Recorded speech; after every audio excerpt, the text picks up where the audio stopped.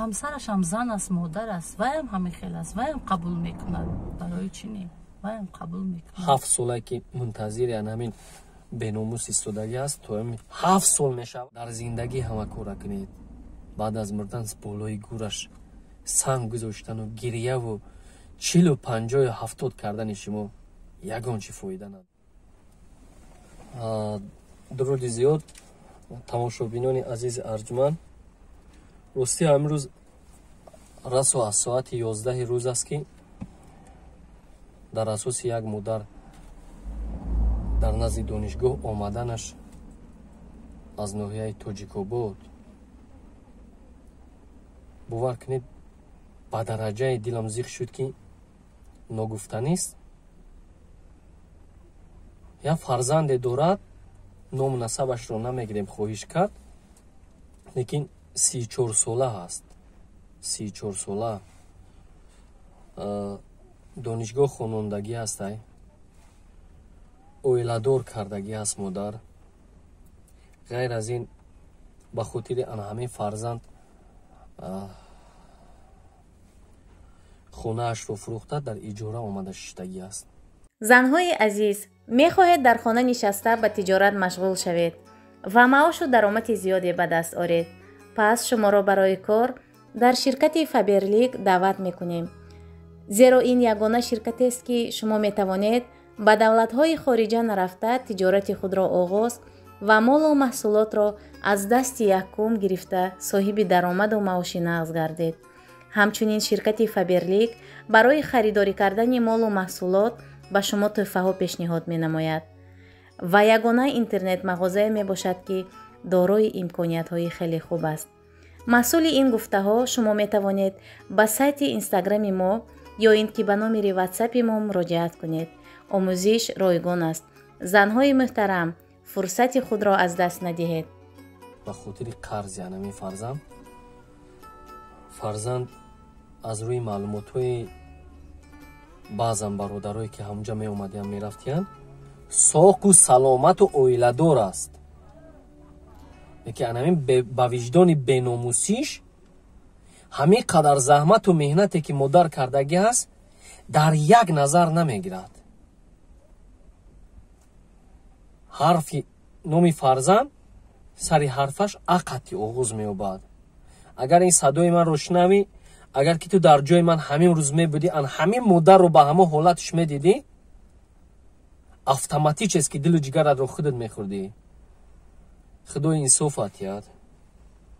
ту он заҳмату он меҳнатҳое ки модар кардааст ба инобат нагирифтӣ, ту ягон вақт ба ягон кас вафо кардан наметавонӣ. духтари мардака ба умед карда дар хона нигоҳ доштан, фарзанддор кардан. ду фарзанд дорӣ ту, ду то фарзанд дорӣ, як писар дориву як то духтар. ба умед карда дар хона нигоҳ дошта шинондан, ин аз рӯи мардакӣ нест.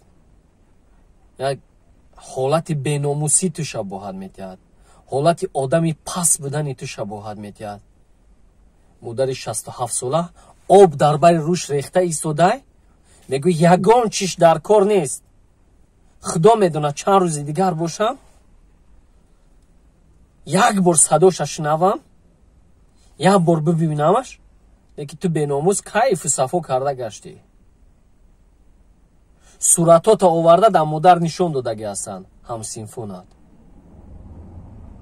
ай худо битарс. бовар кунед модара ба як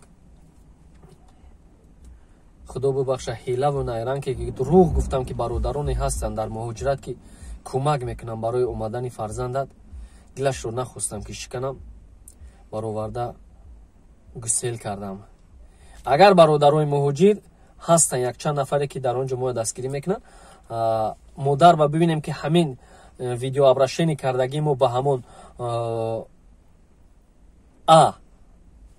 ягон чи дар виҷдонаш бозӣ накунад, боз бародароям мегӯем ки кӯмак кунанд, ёрдам кунанд, то ки анҳамон фарзанд сиҳат саломат ба назди анҳамон модар баргардад. аз ёду наравад, кур мешавӣ. чор пиру чор тадбир гуфтаанд.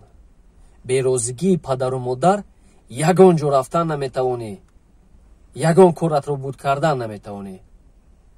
аз ин хотир чӣ коре мекунӣ, чӣ роҳеро интихоб мекунӣ, лоақал ба ҳамон модар занг зан, аз саломатит гап зан.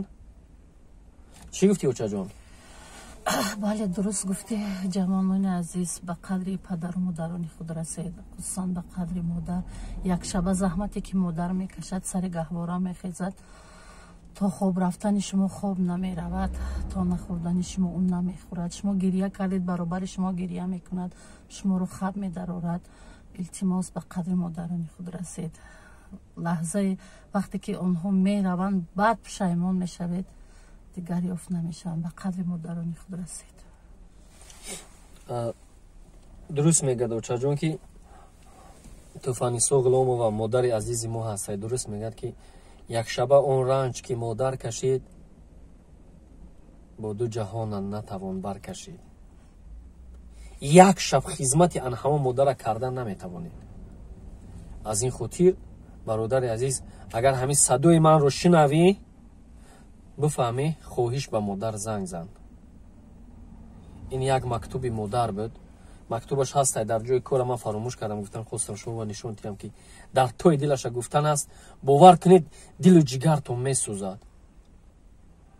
инчунин кадом нафарат ки ягон чӣ гуфтанӣ бошед дар ватсап ё тавассути мактуб роҳӣ кун, мо бинем қобили қабул бошад, филм месозем. агар ки ҳам ту хондан дар кор бошад, хондан дар сайт низ мегузорем. очаҷон, барои он фарзандоне ки аз ҳисоби бепулӣ шояд шарм кунанд ки ба назди волидан барнагарданд, аз ҳисоби номардии худ шояд шарм кунанд ки ба назди оилаи худ барнагарданд, тӯли чанд сол мешавад. аз нигоҳи ҳукми модарона чӣ гуфтанӣ ҳастед? модар бахшанда аст. барои модар муҳим фарзандаш аст. пул дорад надорад, барои модар фарзандаш аст. дидори фарзандаш аст. меҳру муҳаббати фарзандаш аст. модар аз фарзанд пулро интизор мешавад. овардани фарзанд, хӯрондану пӯшондаро интизор мешавад. лекин ки вақти надошта бошад, ҳам модар мефаҳмаду ба доштагиаш ҳам мефаҳмад. ҷавони азиз, куҷое ки бошӣ баргард, биё, модар интизори ту аст.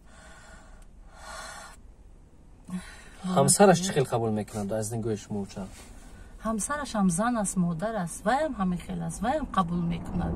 барои чӣ не? ваям қабул мекунад. 7 солае ки мунтазири ҳамин беномус истодагӣ аст, то 7 сол мешавад, кайфу сафо карда гашта, як бор на занг мезанад, на як сум роҳӣ мекунад ба хотири инҳо.